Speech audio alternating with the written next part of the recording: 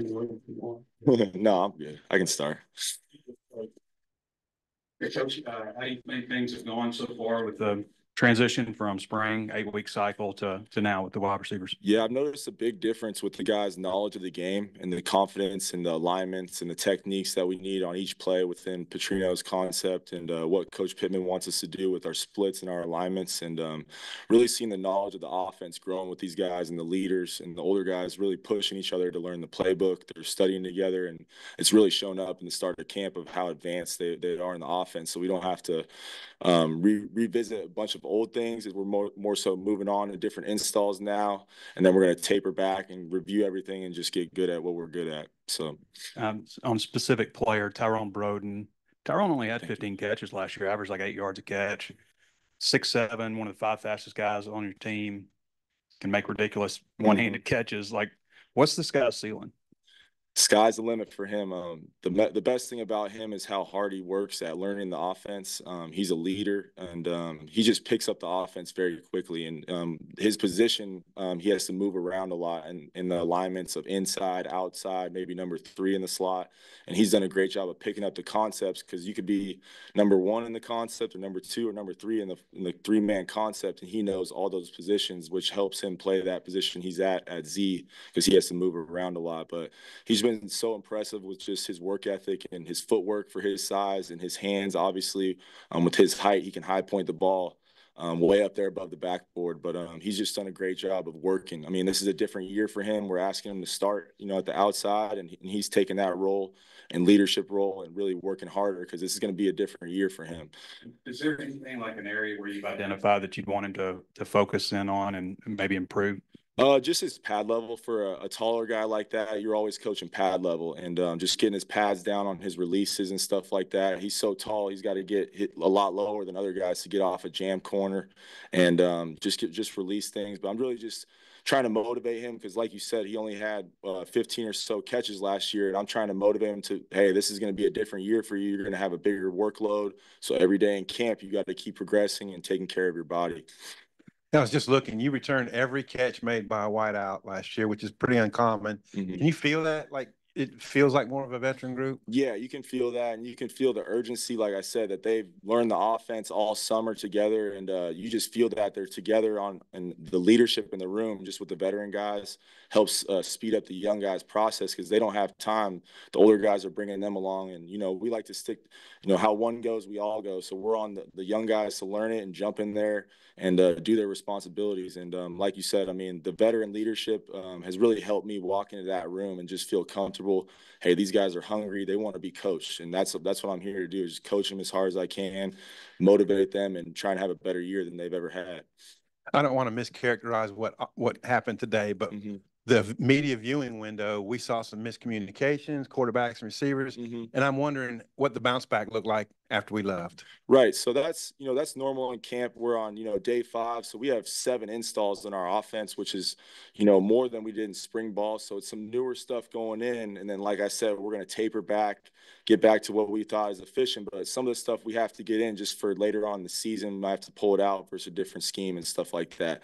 But there was a lot of motions and shifts today, and little miscommunications on some stuff. But we're progressing pretty fast with these guys. Petrino and Coach Pittman like to speed up the installs so that it makes them learn it faster, and then we taper back and get good at everything. So, what can you say on Andrew today? Andrew, can't comment too much on his health, but Andrew's done a great job leading the room. I mean, he's the alpha dog in the room. He breaks us down every day when we're done with our meetings, and really holds everybody accountable. And I just love his work ethic.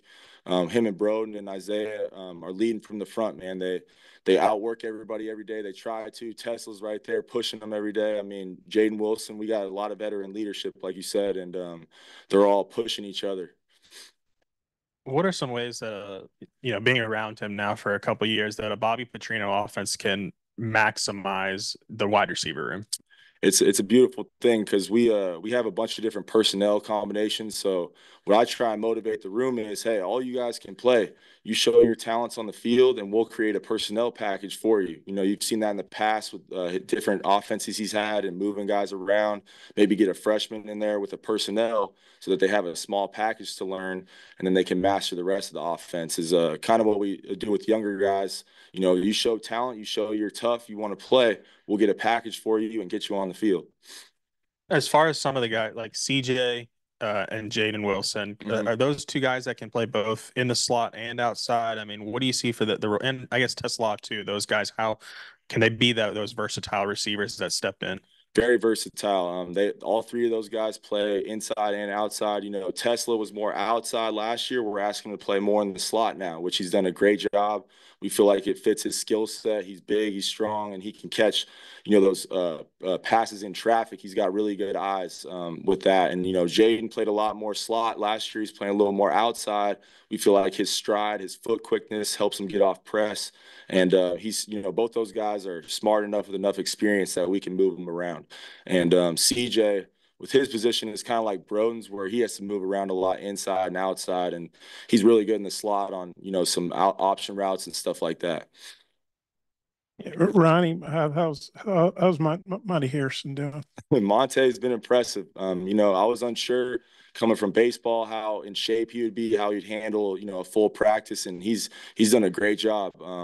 He's strong, he's physical. He's still learning releases and stuff like that, a little raw on some technical things, but he's progressed every day of camp and developed those techniques that he's missed out on for a couple years.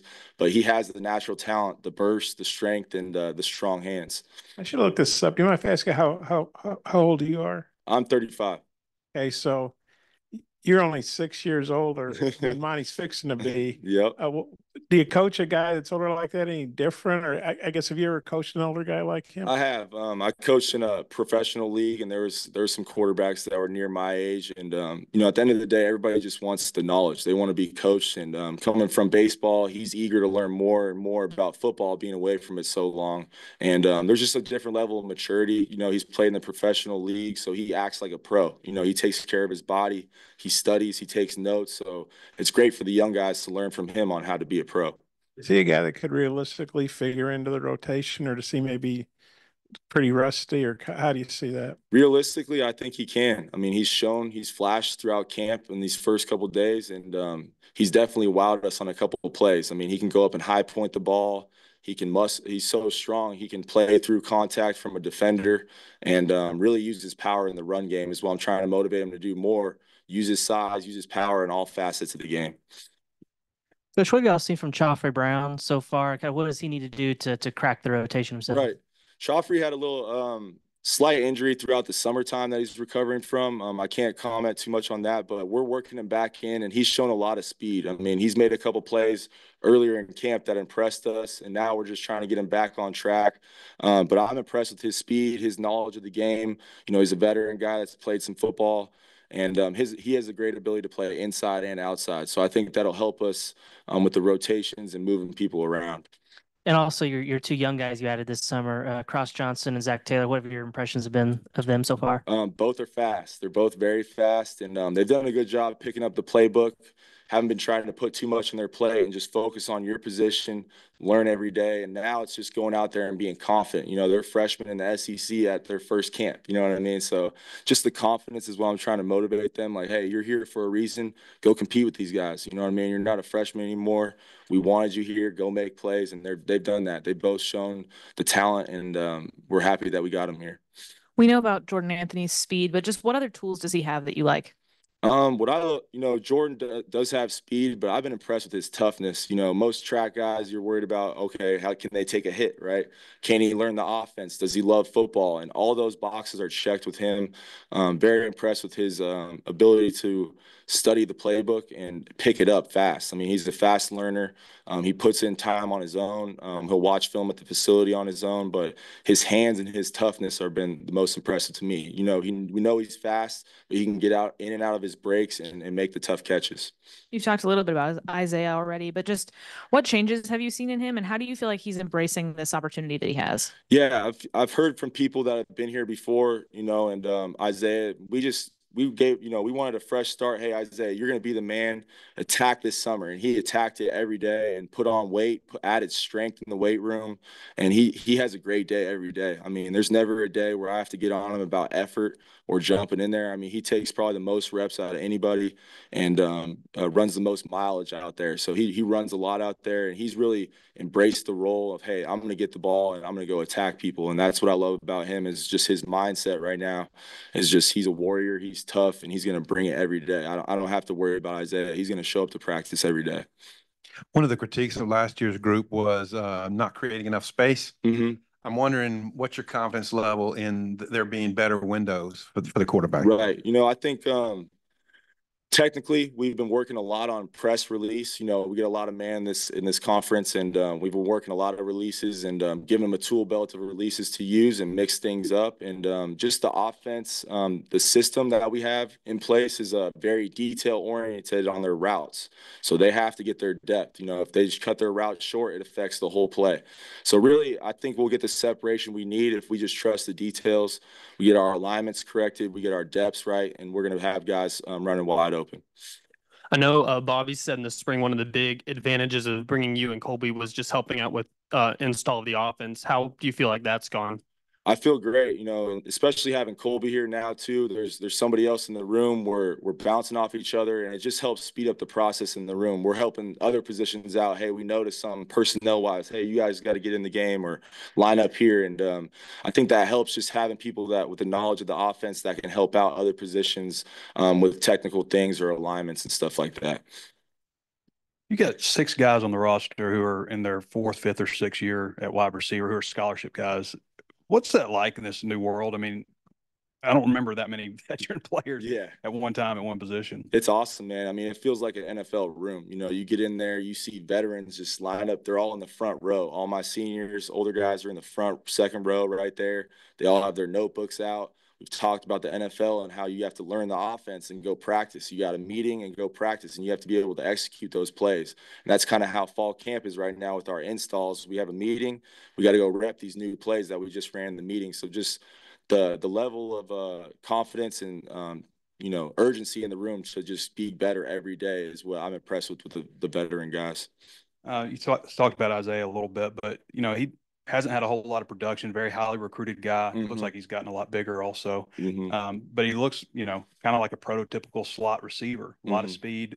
What is his ceiling? What is he going to be relied on to do this year? A lot. I mean, he's going to have to move around a lot. He's going to have to motion. He's going to be carrying the ball, catching the ball, returner. But on offense, I mean, he's going to have the ability. We're going to move him inside, outside, 12 personnel, 10 personnel, 11 personnel.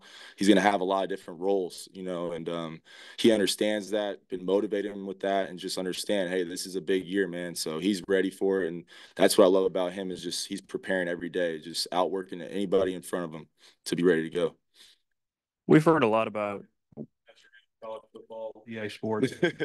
I've been a little busy with camp, but I tried it in the locker room, and offense looks pretty impressive. The receivers they gave them some good ratings on the game, and it's funny the guys argue about it and stuff like that. But yeah, it's fun to hear the stories about the guys in the room playing against each other on the game. If there's any benefit to that game with like players messing around looking at coverages and stuff like that? I think so. I mean, at times, if you're a football guy and you're, instead of watching TV, you're looking at the coverages on a video game, that could possibly help you more than watching TV. But I can't say whether it makes you a better football player or not. I mean, maybe if they had our offense on there, it would. But stuff like that, it's just good to get their mind off the grind. Question, like I said. Yeah, I understand. Hey, Coach, we've heard a lot about Taylor Green's leadership. Just what have you seen from him coming in and, building chemistry with the receiver group and meshing with those guys? It's been impressive, man. Quarterbacks obviously get talked about that all the time, but he's shown it day in and day out. And throughout the summer, just holding my guys in the room accountable, making sure they're out there on time and they're getting really close together. Their timing is better. It's shown up in camp, spring ball throughout the summer, and now at camp, just the timing is way better, and the guys are on the same page. They become closer as friends on and off the field, and it shows how closely that we are as offense, all because the quarterback brings everybody together. And then again, I know you touched on it a little bit, but we've heard about, Tyrone Broden's leap time and time again. Just what tools have allowed him to make that jump and put him in a position that he is this year? I think just his confidence in his body. He had a great summer in the weight room, and he loves the offense. He loves the ability to move inside and outside and just utilize his strengths. We throw the ball, like to spread people out and mix in, run the ball downhill. And I think his ability to block, make plays in the slot, make plays outside has just motivated him to learn the offense as fast as he can and master the system so he can be out there in every situation and get the ball as much as he can. Following up on Tyrone, was there like a big discrepancy between what you watched on film and then your first impressions of him live? Just because, like we said, not too productive of a year last year. I mean, what was kind of those first impressions film to seeing him in person? Yeah, obviously you notice the size when I came here. I watched the film. You notice the size, his ability to high point the ball. But what I've been most impressed with as I've gotten to know him is, like I said, just his ability to pick up things fast. You can tell him something one time and he'll never forget it. You know what I mean? And that a lot of guys, maybe young freshmen, you're pounding in their heads, hey, this is what you have on this play. I tell him one time or change something on a play and he'll never forget that. And that's what I've been most impressed with him is just picking up the offense and just his ability to win at the line of scrimmage. People are afraid of his speed, so he gets a little more cushion sometimes, but he still trusts the detail and getting in their technique and winning on routes. Against the DBs like y'all do in drills or the fastballs, I was curious what your take was on the DBs. DBs are a very gritty group. I mean, every day when we go to one-on-ones, they're going to compete, and it's a challenge every day for us because, when you go against another defense every day in practice, they get a feel for your routes and certain types of things you like to do. But those guys are very intelligent. Braxton and Keon Stewart have done a great job of sitting on certain things. They make our guys work. We got to get in a great stance.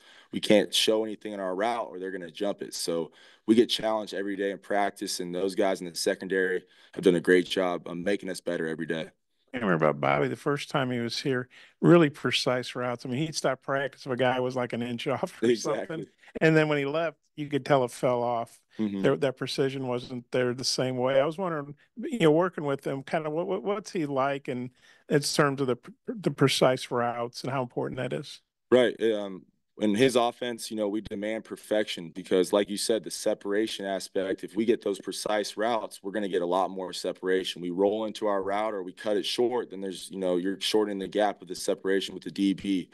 So just the demand of the details in the offense never wavers because the moment you slip up, then you're not going to have that separation. You're not going to have the success on offense. So the minor details within the system are the highest priority, at the end of the day, every day. So when we install the offense, the stance, the start, the alignments, those are the most important things. And then you get to the plays and the depth of the routes. Armstrong's coming off a really good year. We saw a lot of good things from him in spring. What can he get better at? What's his top end?